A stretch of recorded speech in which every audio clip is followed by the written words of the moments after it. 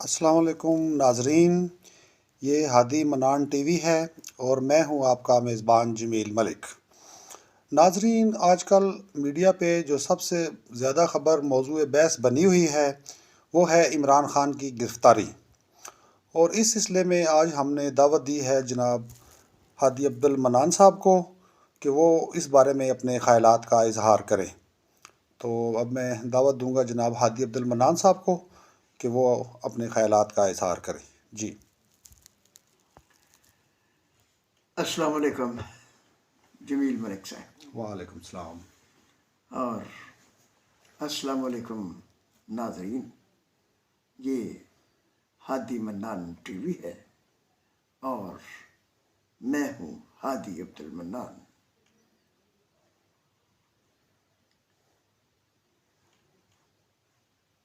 ناظرین، جمیل ملک صاحب نے اس وقت عمران خان کی گرفتاری کے حوالے سے جو خبر میڈیا پہ سب سے زیادہ نمایاں حیثیت اختیار کر گئی ہے، اس کے حوالے سے پوچھا ہے۔ تو اس سلسلے میں میں آپ کو بتانا یہ چاہتا ہوں کہ پی ٹی آئی کا ایک پرجوش کارکن میرے پاس آیا، چند دن پہلے کی بات ہے، میرے پاس آیا اور وہ بہت غصے میں تھا۔ کہنے لگا، دیکھیے، جب عمران خان نے یہ کہہ دیا کہ میں 18 مارچ کو عدالت میں خود پیش ہو جاؤں گا، تو پولیس 14 مارچ کو کیا لینے گئی؟ تو میں نے اس سے جو بات کی، جو اسے سمجھایا، وہ میں آپ کو بتاتا ہوں۔ اور یہ میں اس لیے بتا رہا ہوں کہ وہ ایک کارکن کی بات نہیں، جتنے بھی پی ٹی آئی کے ورکرز اور جتنے بھی لوگ پی ٹی آئی کے سے ہمدردی رکھنے والے یا ایسے بھی لوگ جو نہیں ہمدردی رکھتے مگر جو یہ بات سمجھ رہے ہیں کہ 18 مارچ کو جب عمران خان نے خود پیش ہونے کے لیے کہہ دیا تھا تو وہ 18 مارچ سے پہلے اسے گرفتار کرنے کیوں گئے؟ ناظرین، بات یہ ہے کہ پی ٹی آئی کے ورکرز ہوں یا کسی بھی جماعت کے ورکرز ہوں، ان کو یہ تو کچھ نہ کچھ، کسی نہ کسی حد تک، اور بہت سو کو بہت حد تک یہ معلوم ہوتا ہے کہ قانون کس طرح کام کرتا ہے۔ اب سوال یہ ہے کہ جب 18 مارچ کو ایک تاریخ تھی تو وہ اس لیے تھی کہ 18 مارچ کے عمران خان پر کوئی ایسا مقدمہ تھا جس کی وہ تاریخ پڑی، بغیر مقدمے کے تو تاریخ نہیں پڑ سکتی۔ تو جو وہ مقدمہ تھا، سوال یہ ہے کہ کیا اس میں عمران خان ضمانت پر تھے یا کوئی ایسے مقدمات تھے جن میں عمران خان ضمانت پر نہیں تھے؟ تو جب وہ ضمانت پر نہیں تھے اور ان کے وارنٹ گرفتاری جاری ہوئے تھے، تو پولیس نے تو اگر ضمانت پر نہیں تھے تو پولیس نے تو گرفتار کرنا تھا، کیونکہ یہ قانون ہے کہ جب کسی پر مقدمہ قائم ہو جاتا ہے، ایف آئی آر درج ہو جاتی ہے، تو اسے پولیس گرفتار کرتی ہے جب تک کہ اس کی ضمانت نہ ہو جائے یا وہ اس مقدمے میں بری نہ ہو جائے۔ اب اگرچہ کچھ مقدموں کی میں عمران خان ضمانت پر تھے، مگر بہت مضبوط کچھ مقدمے ایسے بھی تھے جن میں وہ ضمانت پر نہیں تھے اور ان کے وارنٹ گرفتاری جاری ہوئے تھے۔ اب قانون کا تقاضا یہ تھا کہ جب وہ مقدمات قائم ہوئے تو اسی وقت عمران خان کو گرفتار کیا جانا چاہیے تھا، مگر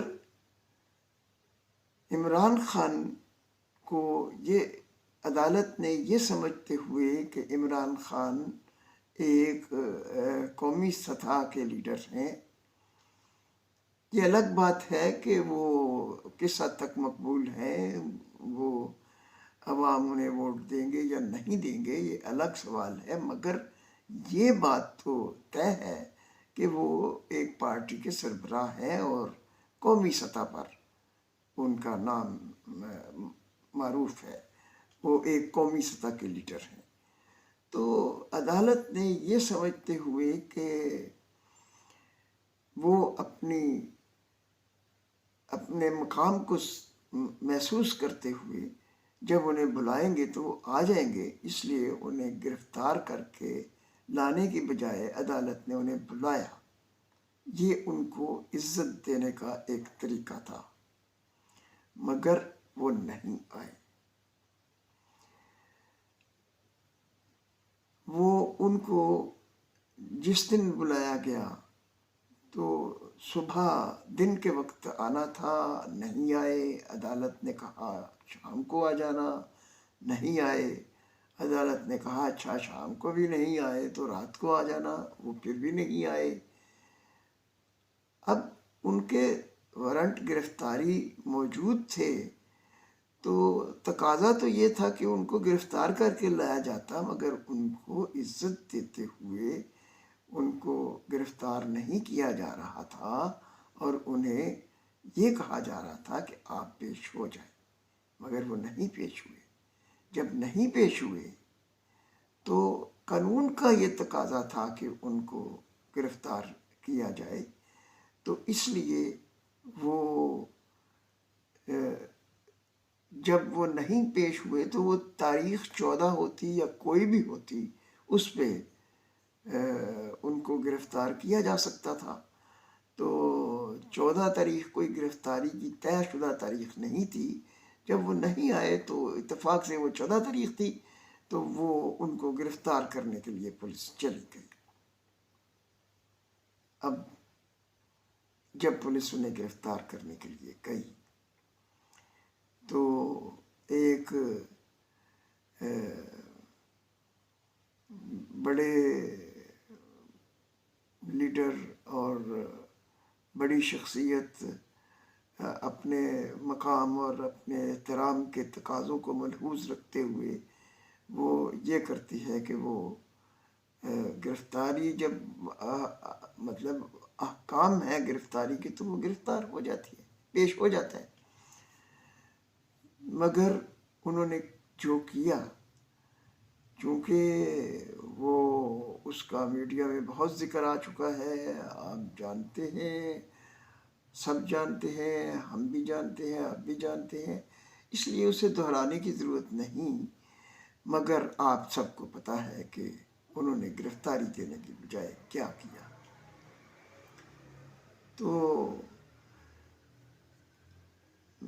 اب وہ پی ٹی آئی کے وہ کارکن یا وہ لوگ جو یہ سمجھتے ہیں کہ عمران خان کو 14 تاریخ کو پولیس کیوں گرفتار کرنے آئی، جو گرفتار کرنے آئی وہ غلط تھا، تو ان کو یہ سمجھنا چاہیے کہ یہ قانون کا تقاضا تھا۔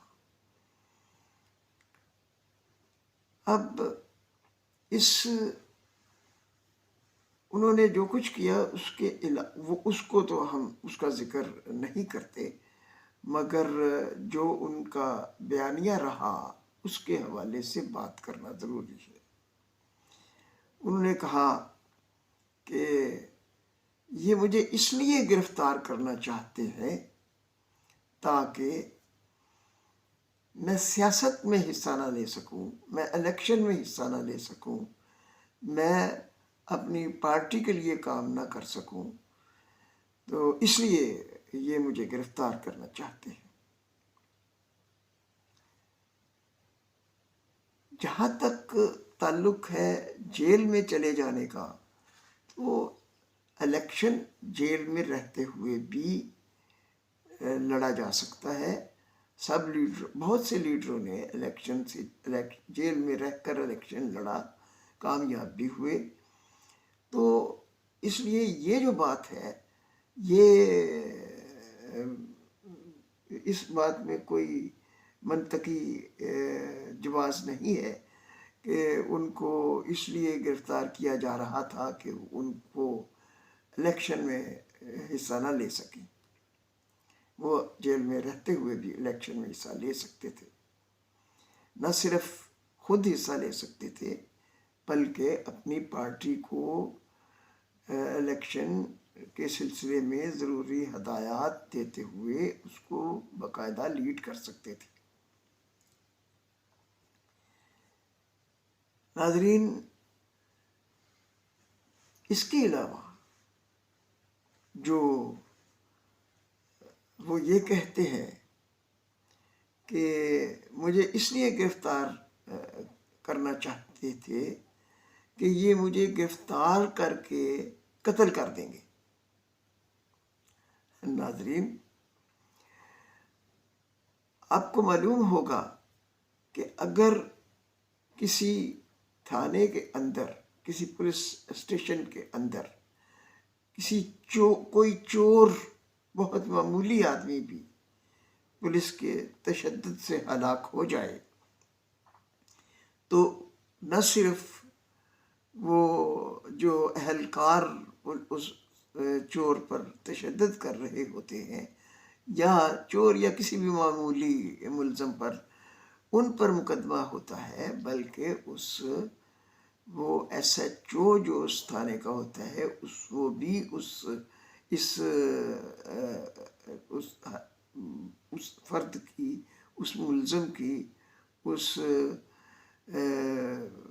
جیل میں اس گرفتار شدہ شخص کی ہلاکت کے معاملے میں ایس ایچ او بھی پوری طرح سے ملوث ہو جاتا ہے، اور بعض اوقات وہ پورا تھانہ بھی معطل ہو جاتا ہے۔ تو عمران خان جو ایک ملکگیر حیثیت کے مالک ہیں، اگر پنجاب کی پولیس، پنجاب کا آئی جی انہیں گرفتار کر کے اور جا کے جیل میں انہیں رکھ کے یہ گولی مار دیں، قتل کر دیں، تو کیا وہ اس پورے پنجاب کی پولیس جو ہے وہ اس میں ملوث نہیں ہوگی؟ پورے پنجاب کی پولیس، آئی جی سے لے کر سپاہی تک، اور سپاہی سے لے کر آئی جی تک، سب اس قتل میں انوالو ہو جائیں گے، ان پر قتل کا مقدمہ ہوگا، وہ معطل ہو جائیں گے۔ اور یہ بات پنجاب کے آئی جی، ایک صوبے کے آئی جی کو یقیناً معلوم ہوتی ہے کہ اگر یہ حرکت کی گئی تو ان کے ساتھ کیا ہوگا۔ اس لیے یہ بھی ایک مضحک خیز بات ہے کہ انہیں گرفتار کر کے قتل کر دیا جائے گا۔ آپ کو معلوم ہوگا کہ پولیس ایک چھوٹے سے چھوٹے آدمی کو بھی گرفتاری کے دوران قتل نہیں کرتی، مارتی نہیں، گرفتاری کے دوران نہیں مارتی۔ ہاں، یہ صورت اگر ہو کہ کوئی دہشت گرد ہوں یا مفرور قاتل ہوں، ڈاکو ہوں، اور وہ پولیس سے مقابلہ کرنے لگے، تو پولیس مقابلے میں وہ مر سکتے ہیں، पुलिस मुकाबले में पुलिस के लोगों को भी नुकसान पहुंच सकता है, पहुंच जाता है।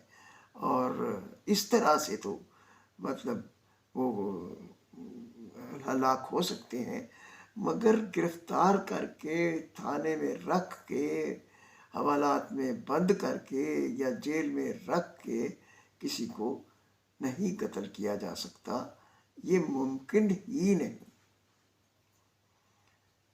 और जहाँ तक इस बात का ताल्लुक है कि जो उन्होंने ये कहा कि मुझे ये बलूचिस्तान में ले जाना चाहते थे, भाई कोयटा में आपके खिलाफ मुकदमा था, तो जहाँ जिस शहर में जिस जगह मुकदमा होगा उस इलाके की, उस शहर की पुलिस भी आपको गिरफ्तार करेगी और अदालत भी बुलाएगी जिस अदालत में आपका मुकदमा है। तो कोयटा की किसी अदालत में आपके खिलाफ मुकदमा था और कोयटा की पुलिस ने वो मुकदमा दर्ज किया हुआ था, तो वहाँ तो आपको बुलाया जाना था। तो इसका ये मतलब तो नहीं कि कोयटा में जाकर आपको कहीं जंगलों में या कहीं वीराने में फेंक देना था। वो तो अगर ऐसा करना हो तो फिर तो किसी को पता भी नहीं चल सकता। अगर कोई ऐसा करना चाहे तो वो तो ये मालूम ही नहीं होगा कि वो गिरफ्तार हुआ है, नहीं हुआ है, क्या हुआ है।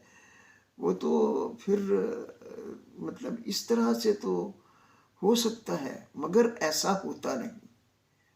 हमारी पुलिस ऐसा नहीं करती, ऐसा होता नहीं। मगर जो वो कहते हैं कि मुझे कोई इसलिए बलूचिस्तान ले जा रहे थे कि वहाँ जाके कत्ल करना था या वहाँ जाके उनके साथ कोई बुरा सलूक करना था, तो वहाँ ले जाकर करने की क्या ज़रूरत थी? फिर ये बताने की क्या ज़रूरत थी कि आपको बलूचिस्तान के दारुल हुकूमत कोयटा में लेकर जाया जा रहा है और वहाँ अदालत में पेश किया जाएगा। तो ये सारी बातें जो हैं ये कानून के की नौइयत और उनके तकाज़ों के ख़िलाफ़ है।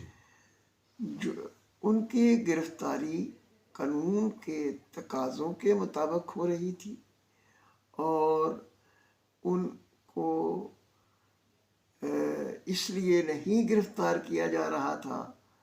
ये तो तब है कि अगर उन पर कोई मुकदमा ना होता तो फिर उनको हब्से बेजा में रखा जाता और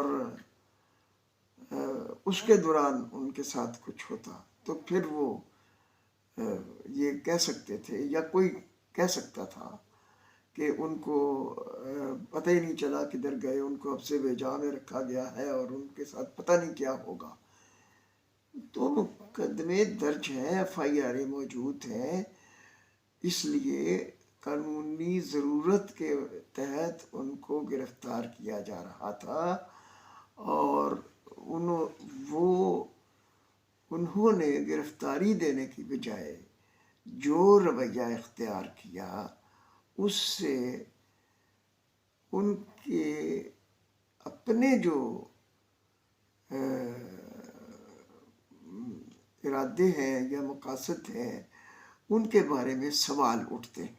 जी शाह साहब, इस बारे में एक ज़िमनी सवाल जो आम पाकिस्तानियों के जहन में आ रहा है कि अदालत के नॉन बेलेबल वारंट होने के बाद और अदालत के हुक्म पर जब पुलिस किसी भी मुलज़म को गिरफ़्तार करने जाए तो उसके जवाब में जो भी इक़दाम आपने अपने पहले फरमाया कि जो भी इक़दाम इमरान ख़ान ने उठाए हैं, तो अगर इस तरह का जो रवाज पा जाए माशरे में, तो एक मज़हब माशरे में इसके क्या असरात आप देखते हैं? देखिए, ये तो اس طرح سے اس سے پہلے جی جن جماعتوں نے اس کے بہت قریب بھی رویہ اختیار کیا جی وہ کالعدم ہو گئی. جی تو اس کا مطلب یہ ہے کہ یہ ریاست سے ٹکرانے کی صورتحال ہے. جی تو اس کے اثرات بہت منفی مرتب ہوتے ہیں. جی اور اس سے یہ ہوا کہ ہمارا معاشرہ جو ہے وہ تقسیم ہو رہا ہے.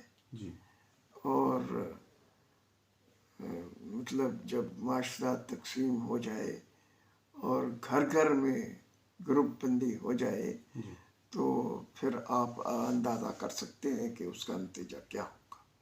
صحیح.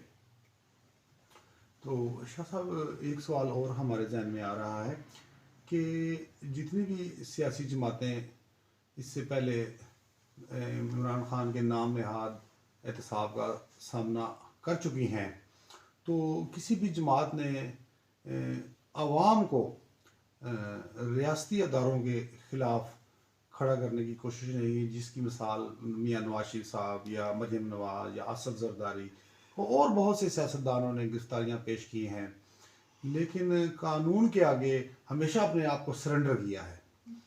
تو جی تو ابھی جو پی ٹی آئی کے جو ورکر ہمارے بھائی دوست جتنے بھی ہیں یا جتنے بھی رہنما ہیں، تو ان سے آپ کیا توقع رکھتے ہیں کہ ان کو کیسا رویہ اپنانا چاہیے؟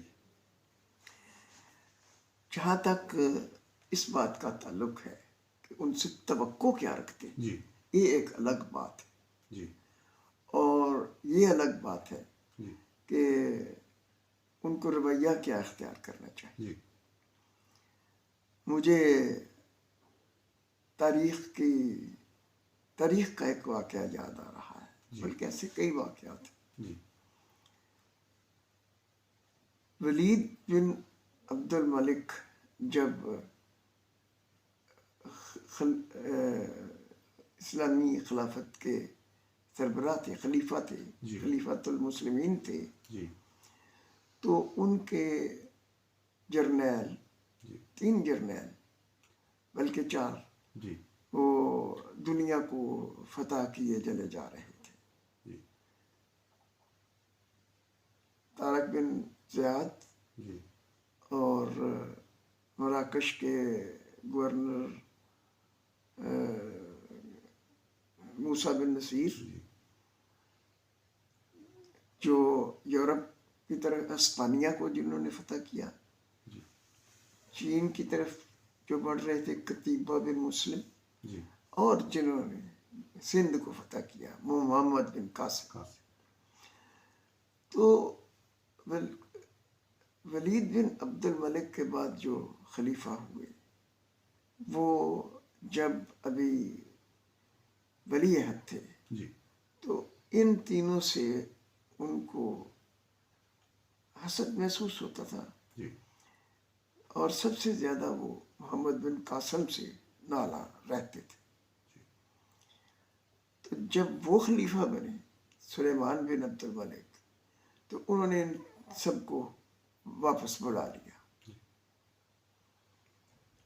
جب محمد بن قاسم کو آنے لگے تو چونکہ ان کے ہمراہ جو جرنیل تھے وہ جانتے تھے کہ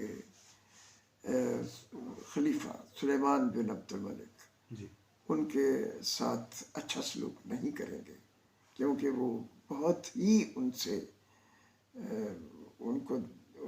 کے ساتھ بہت ہی اناد رکھتے تھے. جی تو انہوں نے انہیں کہا کہ آپ کو وہ مار دے گا، خلیفہ آپ کو مار دے گا. جی سلیمان بن ولید بن عبد الملک آپ کو مار دیں گے، تو آپ نہ جائیں. تو انہوں نے کہا نہیں، یہ ریاست کے ساتھ اپنے مطلب اس کو تقسیم کرنے کی بات ہوگی کہ اگر میں نہ جاؤں اور بغاوت کر دوں۔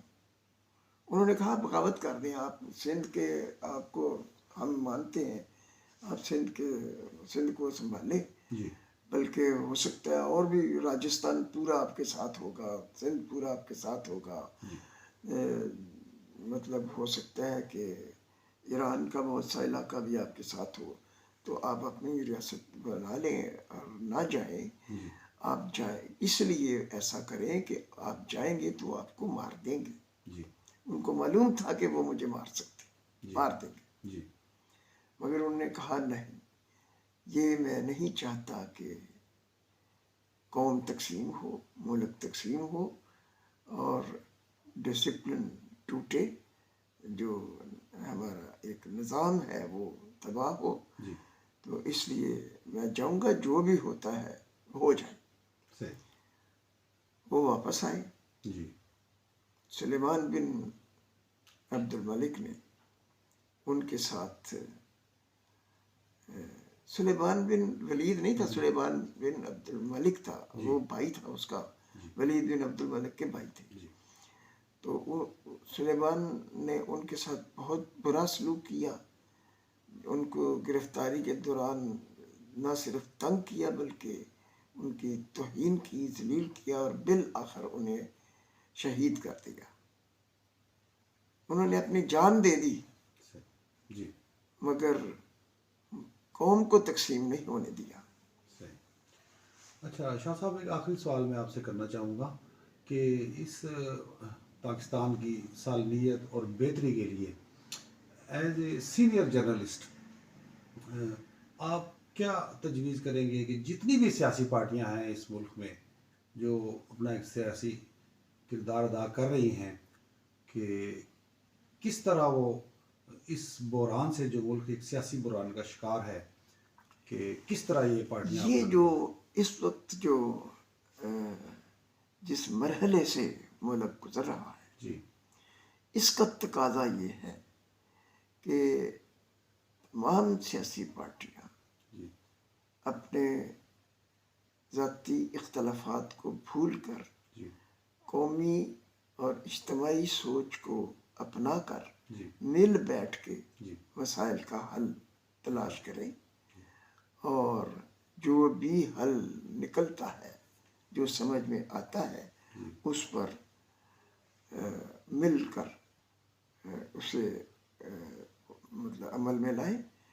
اور اس کے علاوہ اگر ہم اسی طرح تقسیم ہوتے رہے اور نفرت پھیلتی رہی تو یہ خطرناک نتائج ملک کے لیے، قوم کے لیے یہ اچھے نتائج سامنے نہیں آئیں گے۔ تو اس لیے میں تو یہی سمجھتا ہوں کہ یہ مرحلہ ایسا نہیں کہ ایک دوسرے پر کیچڑ اچھالا جائے، یہ مرحلہ مل بیٹھ کے مسائل کا حل تلاش کرنے کا اور ان کو عملی طور پر مطلب عمل میں لانے کا ہے۔ اب یہ بات الگ ہے کہ وہ کیا حل ہے، وہ تو وہ مل بیٹھ کے تلاش کریں، مگر میں یہ سمجھتا ہوں کہ کرنا یہ چاہیے کہ حل تلاش کرنے کے لیے کسی ایک پر ذمہ داری نہ ڈالی جائے، کسی ایک کے پر سارا بوجھ نہ پھینک دیا جائے، بلکہ سارے اپنا اپنا رول ادا کریں اور یہ سامنے رکھیں کہ ملک کو بچانا ہے اور ملک کو آگے بڑھانا ہے۔ یہی حل ہے۔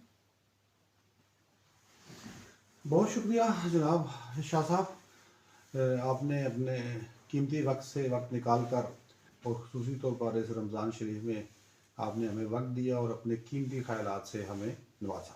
آپ کا بہت شکریہ۔ تو ناظرین، آج کی گفتگو آپ نے سنی، تو آپ سے ایک یہ ریکویسٹ ہے کہ اس چینل کو سبسکرائب کریں اور اس ویڈیو کو لائک کریں تاکہ ہم مزید ایسی ویڈیو بنا کر آپ کی خدمت میں پیش کر سکیں۔ پاکستان زندہ باد.